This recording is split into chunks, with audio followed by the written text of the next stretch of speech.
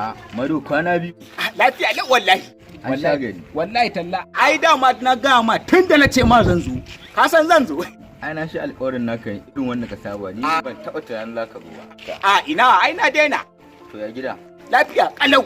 Alhamdulillah. Ana hama da gugar. Ca. Mado akwai wani sabon mahaukaci da ya fitine mu a wannan unguwa tamu. Sare-sare yake kamar me? Ya sari dan gidan Mariya. Izo ya sari dan gidan Rabi'u. Suna yanzu haka suna garin asibiti kwanci.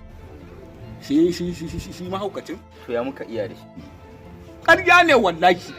Na sha tabara na sha yasin na sha rigakafin alatsi ne. Allah ba wani mahaukaci da ya isa ya zo ya tayi min da kura wallahi. Ba wani mahaukaci da nake guje wallahi. Ni wallahi ka bata min rai ma wallahi.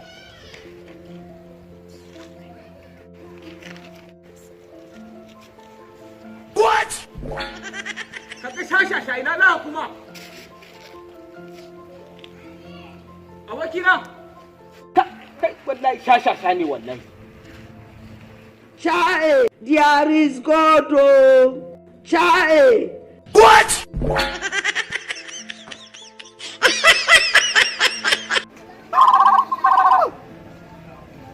Tahin nono.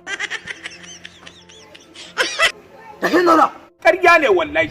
Na sha tabara na sha yasin. Na sha rigakafin alatsi ne wallahi. Ƙarya kake wallahi tallahi. Ni har akwai wani mahaukaci da isa ya zo ya ta min da kura. What?